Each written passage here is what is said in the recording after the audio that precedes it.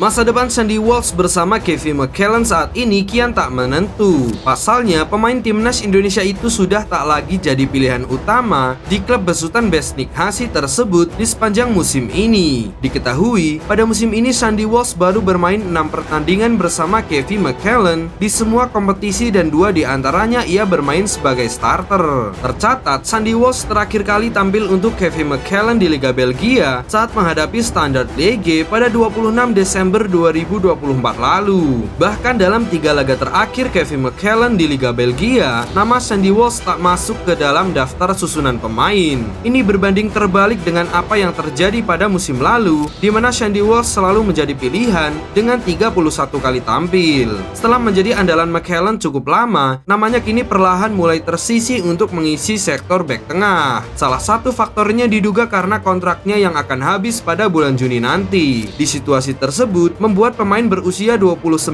tahun itu membuka peluang untuk melanjutkan karir sepak bolanya di Asia. Bahkan, menurut laporan dari media Belgia, Gazette van Antwerpen pada hari Rabu, Sandy Walsh kini mendapatkan banyak tawaran dari klub Asia. Beberapa negara Asia hingga saat ini masih membuka jendela transfer, dan hal itu membuat pemain berjuluk Mas Kumis itu mulai mempertimbangkan untuk hengkang ke Asia karena minimnya menit bermain di klub Kevin McCallan. Menurut laporan tersebut, bek timnas Indonesia itu juga terbuka dengan tantangan yang ada. Terlebih, Sandy Walsh juga ingin mendapatkan menit bermain reguler agar namanya tetap masuk ke dalam skuad timnas Indonesia asuhan dari Patrick Kluivert. Sebab, dalam wawancaranya saat diperkenalkan sebagai pelatih timnas Indonesia, Kluivert juga menegaskan bahwa di bawah kepelatihannya ia akan memanggil pemain yang memiliki menit bermain yang cukup di level klub. Dan hal itulah yang membuat Kluivert mewanti-wanti para pemain timnas Indonesia untuk lebih berhati-hati dalam memilih klub. Sebab memiliki menit bermain yang cukup itu akan berpengaruh pada kebugaran serta performa para pemain.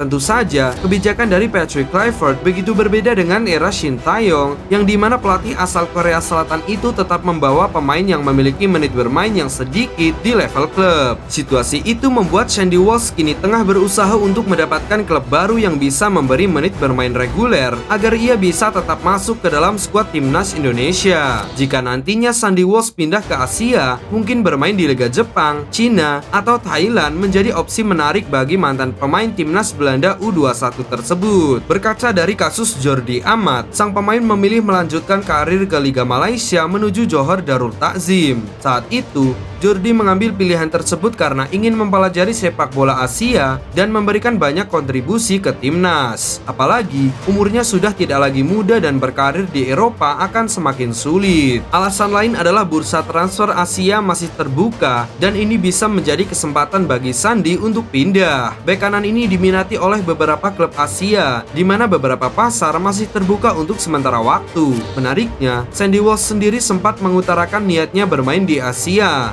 2 kompetisi yakni Liga Korea dan Liga Jepang akan jadi destinasi suatu saat nanti. Menurutnya, liga tersebut jadi yang terbaik di Asia dan jadi sebuah kehormatan bisa bermain di sana. Saya berambisi untuk bermain di level tertinggi di Asia suatu hari nanti. Kemudian saya berbicara tentang J-League di Jepang atau K-League di Korea Selatan. Jika ada tawaran yang datang, saya pasti akan mendengarkannya, kata Sandy Walsh dalam wawancara bersama Gazette van Antwerpen pada bulan Januari tahun lalu. Sejak dinaturalisasi menjadi warga negara Indonesia, Sandy Walsh telah mencatatkan 17 caps bersama timnas Indonesia. Kini dengan situasi sulit yang sedang dihadapinya bersama klub, tentu saja opsi pindah menjadi solusi agar ia dapat terus mendapatkan menit bermain dan mempertahankan tempatnya di tim nasional. Mengingat ada beberapa pemain yang bisa berposisi sebagai bek kanan atau wing back kanan seperti Eleanor Rangers, Kevin Dix, Jakob Sayuri, hingga Mads Hilgers.